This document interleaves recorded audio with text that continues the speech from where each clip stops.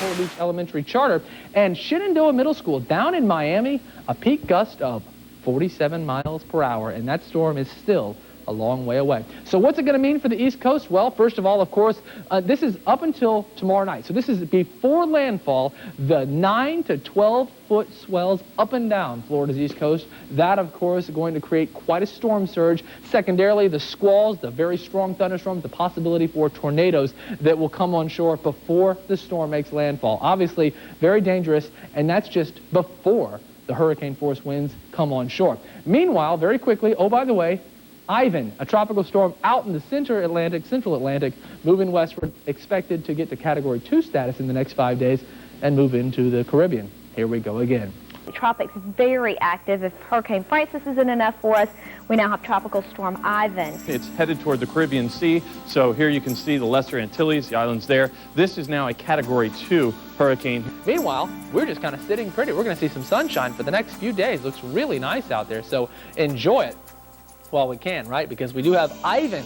Very symmetrical, good, well-defined eye. Here's where the storm is within relation to the U.S., so it's still very far away. The big question for us is what happens after western Cuba? Here's the latest look at the infrared satellite on Ivan, and it is still a monstrous storm. Actually, it looks like the storm may even be getting a little bit stronger. Category 5 with winds of 160. We're currently under a hurricane watch, though a hurricane warning, no doubt, will be issued here sometime today. And that's going to bring some very strong, very powerful winds to the panhandle of Florida.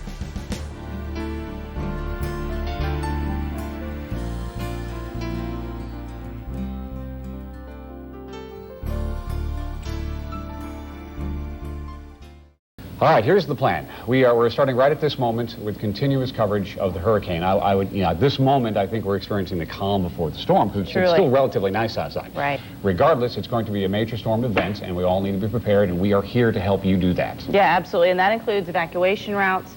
Shelters will also have tips and advice on how to protect you and your family. Of course, they have told us that they plan to shut down portions of roads already because they are starting to see the water get very close to the roadway. One sheriff deputy told me that water is already on the road on Via de Luna, just east of the Portofino condominiums near parking lot 11. A very substantial storm surge is expected in places like Okaloosa Island, where as of 10 o'clock this morning, the water is already smacking up against the dunes. This, of course, is a live picture from the Hardee's beach camera on top of South Harbor. And I mean, boy, what a difference. Just a little while ago, looking out there, things looked very calm. They look anything but calm now. The Gulf of Mexico looking extremely dangerous. It is and will be for the next few days. And we're talking about rainfall for the next 36 hours or so, maybe even 40 to 42 hours. Again, as much as 15 to 20 inches possible in South Alabama and Northwest Florida. We're here on Navarre Beach, and the rain is coming down pretty hard right now. It's coming down pretty steady as well. The wind is blowing, a steady breeze is picking up, as you can see. But look at the Gulf behind me. This is what the Emerald Coast looks like now. It's pretty nasty out here. Take a look at the pier down there. The waves are crashing high way above that pier. But of course, the reason why we were out here because early this morning they started seeing some flooding out here on Via de Luna, and you can see right behind me where sand and water has already come ashore, and we are seeing this all along Via de Luna. Millions of people are preparing and readying for what looks like a after midnight landfall. You know, if you look at the track that Catherine gave and what everybody's the latest figures at 4 o'clock. Had 125 miles to go, and at 14 miles per hour. You're looking at about 9 hours from 4 o'clock in the afternoon. You're looking at about 1 a.m. Landfall for the eye. We're over here at Navy Point, and the water surge is starting to come up here on the road. As you can see, it's come over the banks, and it has come here on the road. This is Boblich Drive. It's coming on the road. Some people that are still in the area are trying to get out. As we go from that live shot you see of the Gulf Coast in Pensacola with our city cam, we're going to go to space for our next shot and give you an idea of what this looks like. Okay, now what this is, the International Space Station passed over Ivan at 5 o'clock our time. I agree. On the other hand, it looks like it's definitely grew in strength since yesterday. The eye is much more pronounced, and the storm does look bigger. So there's always hope that it'll weaken as soon as it gets close to land. The winds are between 130 and 140 miles an hour, and They've been hopeful that it'll weaken to Category 3, but it's certainly a strong storm. We are under there somewhere. As you can see, some portions of the International Space Station in view itself, with Hurricane Ivan in the background. This is Scambia Bay here at Wayside Park. The surf is up, the surf is breaking over the wall here, over those fence barriers out there. The wind is driving. It's almost coming in horizontal on us right now. What we call the T on that fishing pier is gone. And that's really taking a pummeling now. We're very concerned about erosion at Navarre Beach as Ivan gets closer and closer. Feedback is I'm getting reports from as far away as Jacksonville is that the Channel 3 coverage of the pier and the activity out there, and I think it's been fed on the Weather Channel and other locations, is really transmitting the picture of what's going on, and people are valuing that an awful lot. Just in the last 15 minutes or so, I think the wind speeds have increased to about 30 miles an hour, 35 miles an hour actually, and we actually went closer to the bay. We're up here by I-10. We went closer to the bay and we maxed out, got a maximum wind speed of about 44 miles an hour, so there's no doubt that Ivan is on his way. A little technicality here. Yeah, you got a lot of information to process, a lot to gather, and a lot to look at. We were looking at a live picture just a second ago from our city cam, I believe. I'm not sure what direction Byron, our director, was pointing in, but that flash apparently looks like another transformer exploding. And that's what we're trying to tell people. It is absolutely unsafe to be out there at this point. You can only imagine what it's going to be like when the winds reach a real hurricane force. So this is a very dangerous place. A lot of people are getting out of here, and I think that's the safe thing for everyone to do, including ourselves. It's washing across the sidewalk here, and it seems to have caused this part of the sidewalk to buckle and to wash out part of the lawn here at the visitor center where we're standing. Right now, as you drive through Pensacola, it's just water and little bits of trees flowing everywhere. Reporting from Pensacola Junior College campus, Dan Thomas.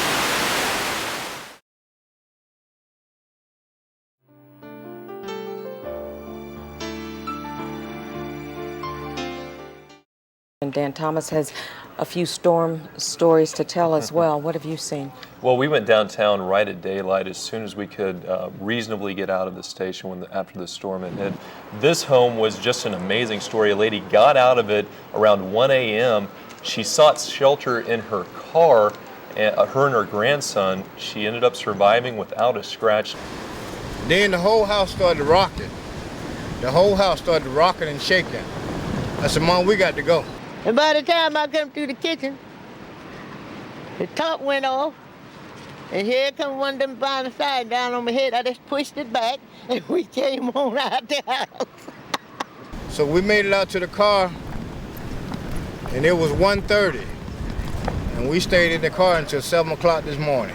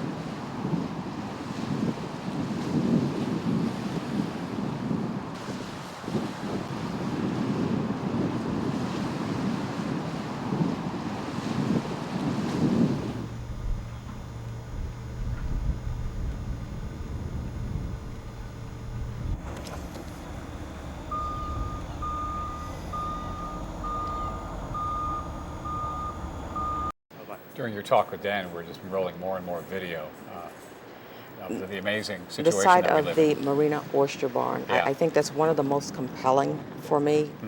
Not that it all isn't, but that one site, it's hard to believe. The emotions are difficult, certainly, for all of us. Well, reporter Steve Nissom has been in the 9 Mile Road area of Escambia County today. Did you see the same kind of situation there that we've seen in other parts? Yeah, very similar, Sue. There's a lot of trees in that area, beautiful trees, and a lot of them are down now. We went in this Fox Run subdivision, and there are just huge trees just lining the road. It was hard to even get in there. We had to go off-road to get in there. A lot of folks were banding together already. They had chainsaws out, and they were sawing some of the trees to open up the passageway in and out. Some of the houses not very fortunate there. Some were, some weren't. Some had trees right through them, but everybody seemed to be okay in there, and that was the important thing. Then we went over to West Florida Hospital, and this was an unbelievable scene. One of the buildings over there, the medical center building, took a huge hit. I mean, a lot of the glass out, a lot of the side of the building just off. I mean, it looked like a bomb went off in there. And believe it or not, there were people in there at the time of the storm when it started coming apart, and remarkably, they were okay. But we were able to talk to a couple of workers there. They were in the building at the time of the hurricane when the building started to come apart. We were on the 3rd floor lab, sitting in the waiting area, and the windows blew. Everybody started running back to the back of the lab. Next thing you know, we had water damage, a lot of flooding, structural damage. Our lab work can barely be done. We're just doing critical stat levels. That's about it. Did everyone get out safely? I mean, it looks like people could have got hurt in there. They could have gotten really hurt. When the glass just shattered in, we just all ran, and luckily nobody was hurt. Here you've got a shot of a boat over near the Shalimar Bridge. This was from Thursday's video. The Shalimar Yacht Basin is nearby, and obviously a lot of the boats came unmoored, or they busted loose, and you had some of them actually even hitting up against, looks like a sailboat there, hitting up against the Shalimar Bridge and causing some problems there. They also had downed power lines all across that bridge, and it was closed for a while, but it's back up and open now. We want to give you a look at some of the houses right there at the foot of the Shalimar Bridge. Some serious, obviously, storm surge coming in off Garnier's Bayou, slapping up against these homes where the roofs are peeled off and some of the sides of the buildings peeled off as well. Here you see photographer Cam Johnson got a pretty impressive shot of what a downed power line looks like when it's still live. A police officer going by there from Fort Walton Beach, obviously make sure nobody's foolish enough to get close. I don't think that'll be a problem. The picture you're looking at here is Highway 98. I believe this is looking westbound near Hurlburt Field's flight line. You can see where Santa Rosa Sound came across, and somebody obviously made it about halfway and gave up. Now going back towards Fort Walton Beach, this is actually over near Liza Jackson Park in the city of Fort Walton Beach. There's somebody's very nice boat in a place that it shouldn't be.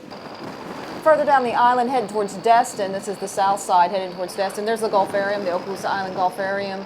I understand they didn't have the same amount of damage that they had during Opal. Not quite as bad as what I've been told initially, but you can see obviously the storm surge still laying in the streets as of Thursday. Now here's a good look at Highway 98, or what's left of Highway 98 as you look towards Destin. You can see where it's in between Choctawhatchee Bay on the north and the Gulf of Mexico on the south, and just like with Hurricane Opal, just essentially the water chewed up Highway 98. We understand as much as 1.5 miles of the highway was destroyed going towards Destin. But the governor was in town on Friday, and he told Okaloosa County officials, in fact, he pledged that he would do his best to get this road repaired just as quickly as possible.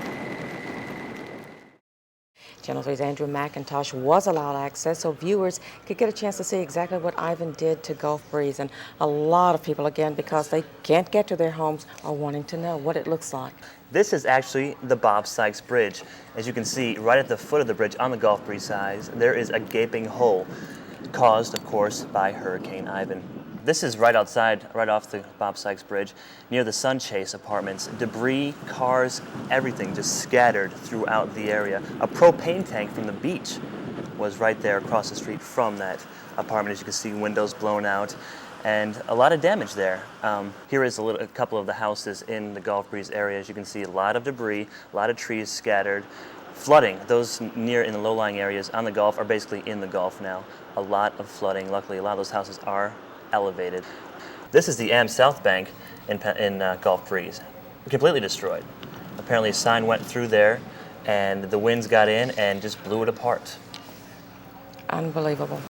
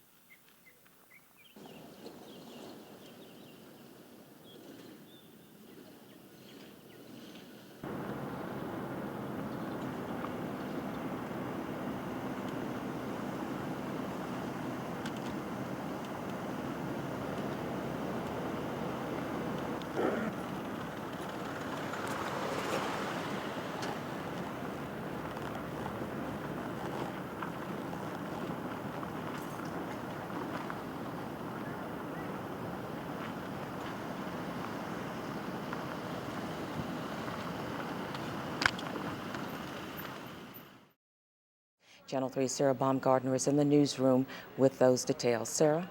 Well, Sue, what we're hearing right now is that there's a search and rescue and a search and recovery underway at the Grand Lagoon subdivision. That subdivision is located off Gulf Beach Highway near Bower Road. We saw a convoy of trucks headed to the Grand Lagoon area. About 10 trucks, including a collapse unit, rescue unit, mass casualty unit from Hillsborough County, and search and rescue crews from Tampa, as well as the Escambia Search and Rescue. Yeah, looking at the pictures now that Michael Loff and Lisa Vale brought back from Grand Lagoon, where they have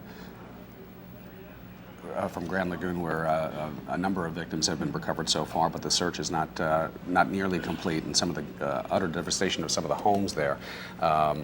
I fail to recall how many victims have been pulled from this subdivision. I think Lisa said 2, but for our radio viewers, you're looking at some homes that were in some spectacular areas that are reduced to splinters, where pilings have the foundation of wood for a home and nothing above it, and that's in several locations as we're looking past them, through them actually, at water. While a home stands, 3 or 4 more next to it do not. Another one stands and 3 or 4 more next to them do not. Of course, 2 bodies were recovered from homes, Bob, but then they had 2 others, a male and a female, that were recovered from the water. That's right. And actually, a retired sheriff's deputy, in one of the more amazing stories, and there always seems to be an amazing story in amazing events like this, sheriff's deputy, he was recovered in the rubble of his home today and brought back to the hospital, and we'll have an update on his condition, but apparently he's doing okay. He was conscious when they found him. The name escapes me right now, and I haven't written it down, but our thoughts go out to him, and what a harrowing time in his life.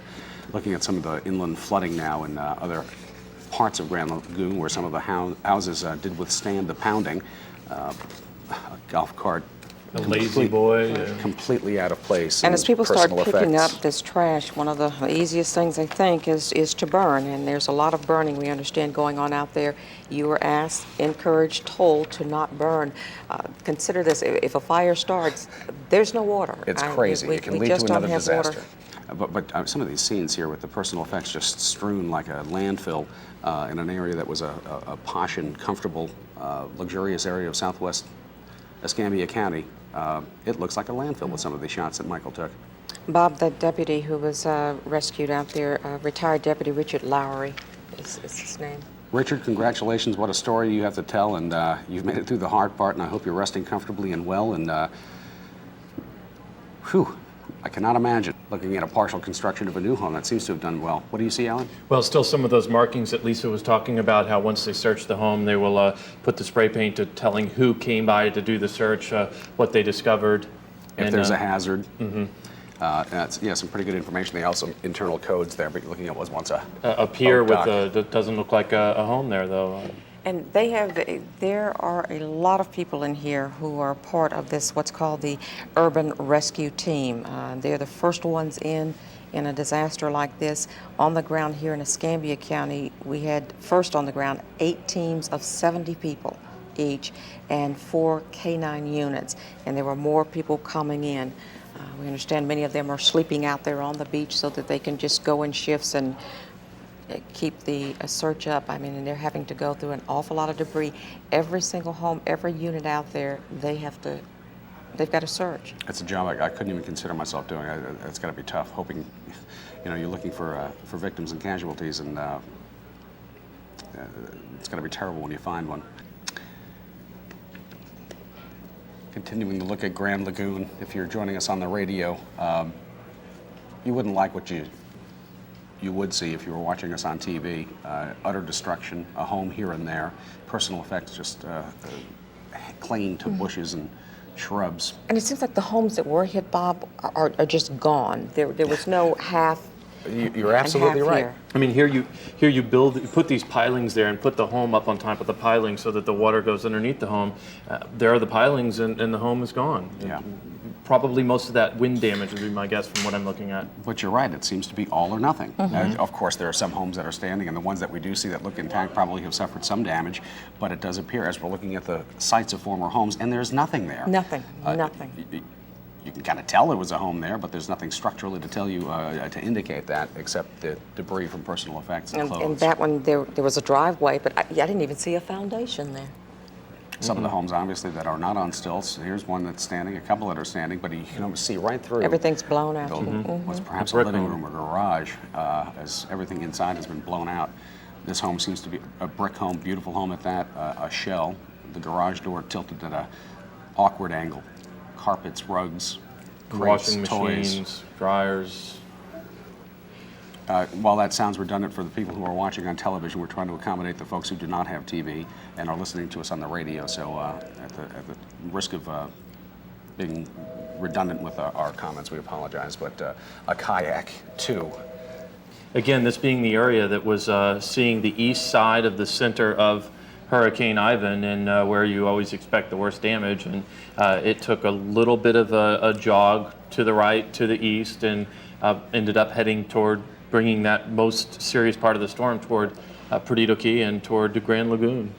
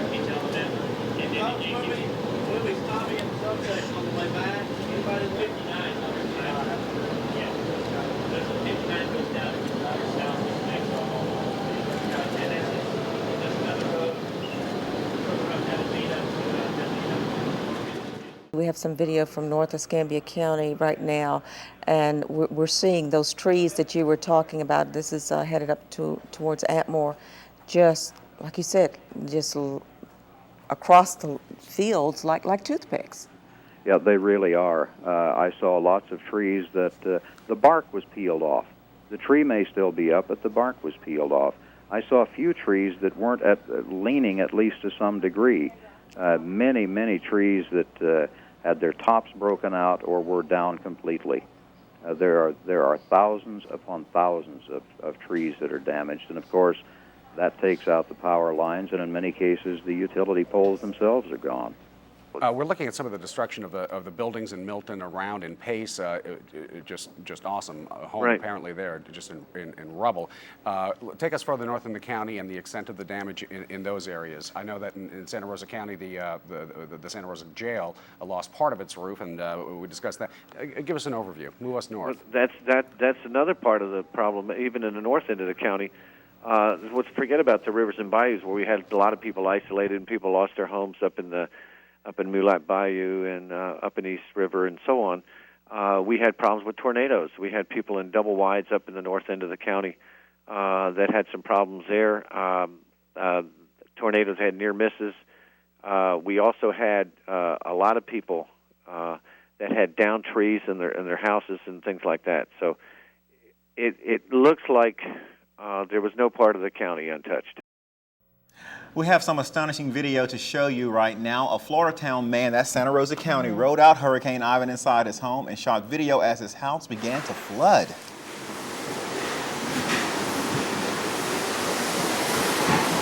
I was in the top floor of the house. The bottom floor, the waves are crashing over the deck. Sometimes into the window. The underneath the house is coming apart.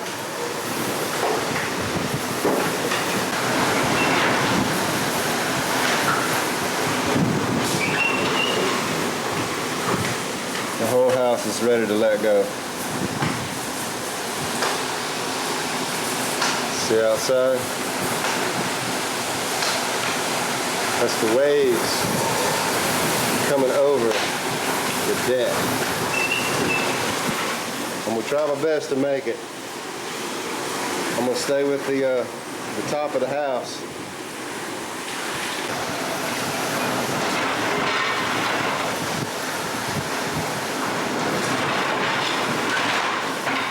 I think we're about to collapse here. Sure looks that way. You may try to save that piece of porcelain on the... All right.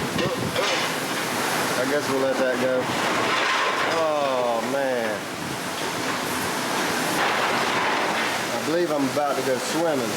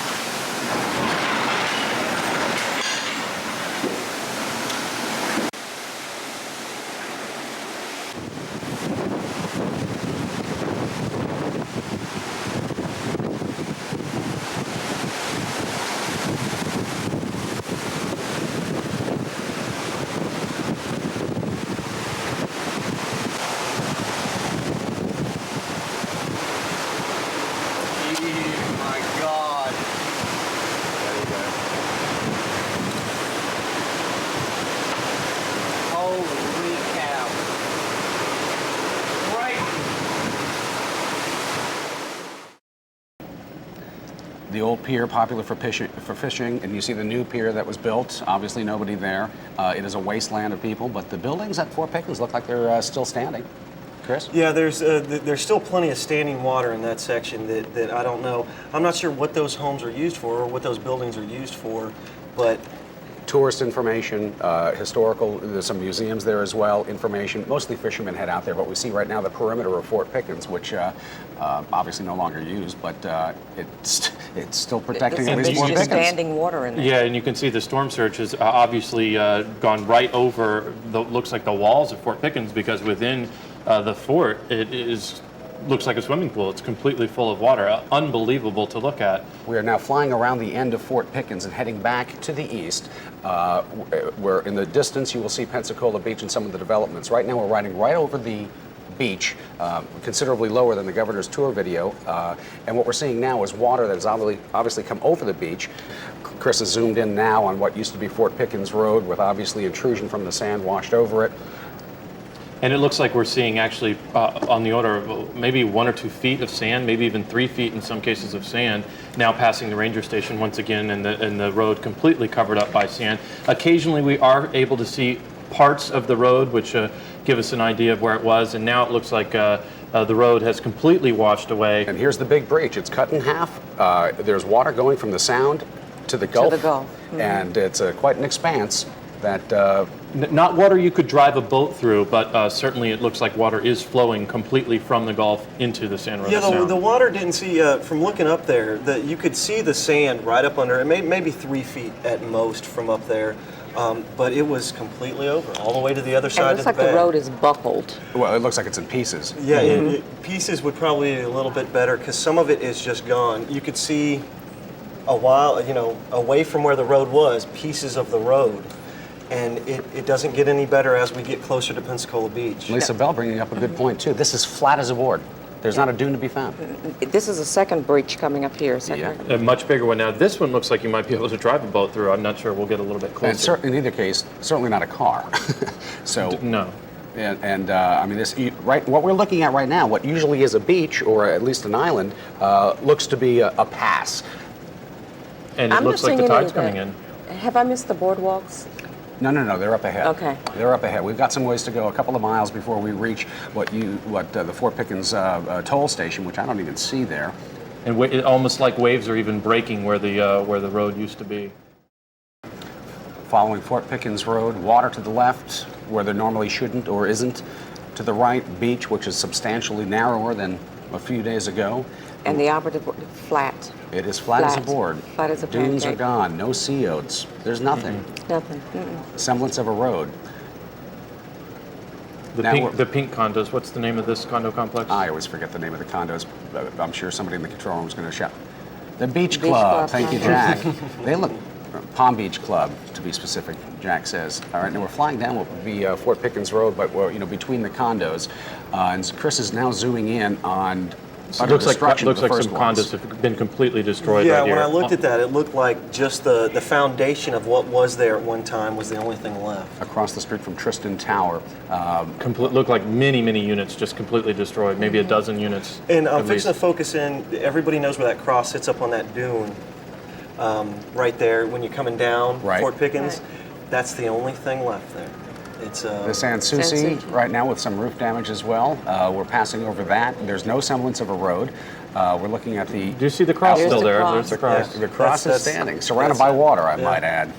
Looking at some of the other residents. But that dune not nearly as high. It used to stretch from one condo to the next, and it's. We're continuing to the east now. The Dunes Hotel, the motel. Certainly damaged, you can see on the side. Yeah, the motel is severely damaged. What is that? That's whatever it is, it's flattened. Five Flags. Here comes the Holiday Inn, isn't it? But the flag, it wasn't there. There's not much there. The road as it twists around, all you see is sand, and we're coming up on Casino Beach and the Pensacola Beach Fishing Pier. Did you see any damage to the pier at all? None at all. Crabs. The Hampton Inn, which looks like maybe some damage on top, but not too bad.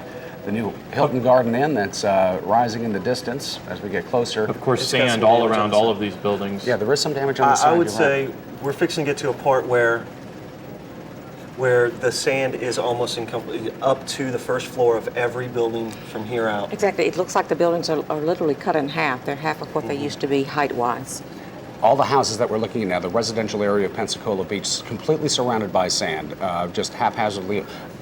We're zooming in on some of them right now, and obviously there's going to be some damage, but the one we're looking at right now looks like it's not too bad. That one doesn't. There's a structure gone. Look at that one. $5 million home, but we're told the one that we just passed right now, it looked all right. There's the tennis court. Alan's been on that a couple of times. St. Sylvester's Church. The dome home is in the left of your screen. I kind of come in a little bit. There you go. Some damage. There's the person walking down the beach. Did y'all see the guy just And I wonder, he was right there near the dome home walking. My understanding is that the people in the dome home, and this is what I heard, that they did stay in that home, which they say is hurricane proof, and they actually had an NBC crew stay with them as well, and they may still be out there. I would assume. That might have been the person we saw walking. There was a human walking along there. We're going along the Gulf Coast now, looking at some of the expensive homes and looking at what was once a home. It's a pile of rubble. No indication of what road or avenida that once was. It's I've been up above Pensacola and the beach plenty of times in a helicopter and planes, getting video. If I went on the beach, it's hard to tell a road from where it began. Even over, I take some shots of Pensacola later coming in. The pilot had to say where we were because he's been up many a times. We're looking at some of the expensive homes along the waterfront, which, as we nice zoom in, Chris. Nice job, by the way. Seem to have suffered some roof damage, but some appear to have suffered no damage at all as we're approaching. From west to east, the Portofino complex, where the construction cranes remain on top of the building. There seems to be some damage on one that's under construction. Looks like that top floor is gone.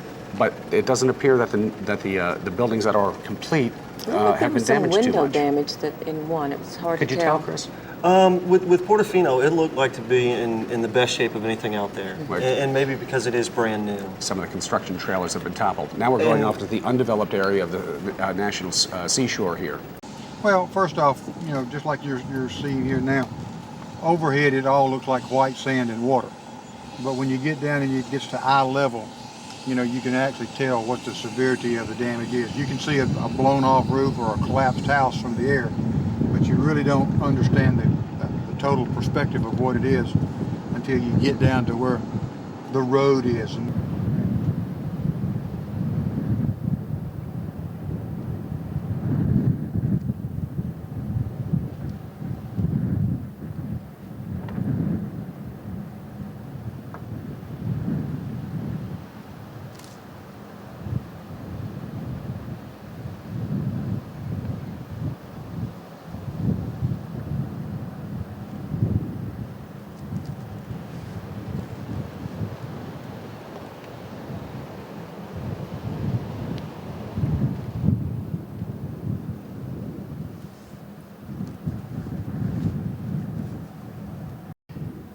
Close to your neighbor.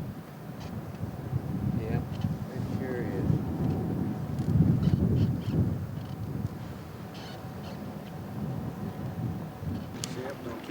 Yeah. People were calling all night long, are you still alive? Are you still alive? And they would wake people up, and you'd answer your cell phone in a muffled voice because you didn't want to wake other people up in the house, so you could literally talk, People would say, are you okay? Are you okay? And I'd say, well, can you hear me? And they'd say, yeah. And I said, am I talking loud? And they'd say, no. And I'd say, well, we're okay in here. So that's the way it was. I mean, the house performed beyond our expectations. I mean, it was truly amazing. It was almost like watching a hurricane on TV. I can shoot right here, fire.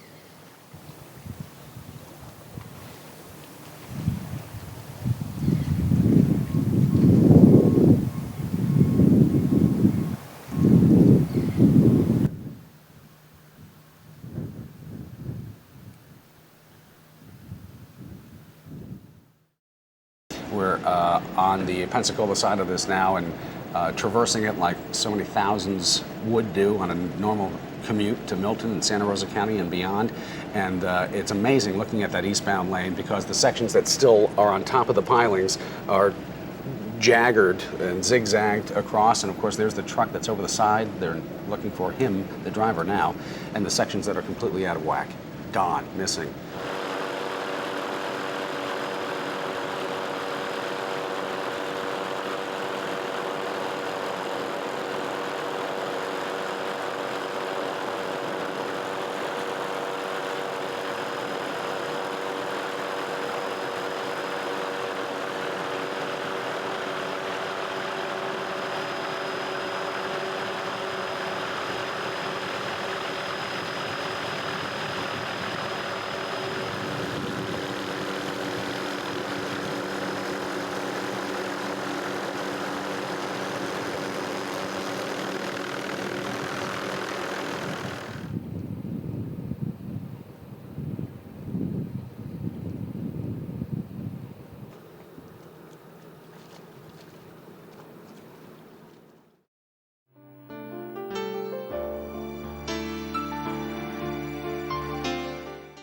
You got everybody working every direction, everybody's injured, everybody's got some involvement in the storm.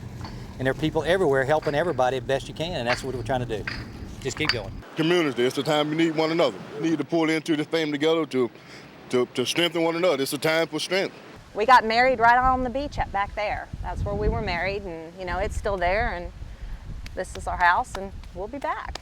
That in our top story, for the second time in 2 months, President Bush paid a visit to Pensacola. This time it was not a campaign stop, but rather to see the damage from Hurricane Ivan. Channel 3's Dan Thomas was at NAS Pensacola when the president arrived and has the story. This was a big storm that caused a lot of damage and a lot of suffering. Words the president uses to describe what he saw firsthand in both Florida and Alabama from Marine One. A scramble marina in downtown Pensacola, gutted high-rises on the beach, luxury homes on the Intercoastal Waterway, now worthless. From the ground, the president not only got a closer look at the rubble where homes once stood, he got to console the people who lost all. We're sorry for people that are worse off than us. Emergency workers explained how they're doing their job, and the president got a chance to personally thank each of them. Sir, for your hard work. Appreciate your troops, thanks too. Matter of fact, let's go ahead and start with the ice, water, and MRE distribution. Been a lot of concern about that. The lines are long, but distribution centers are set up throughout the area.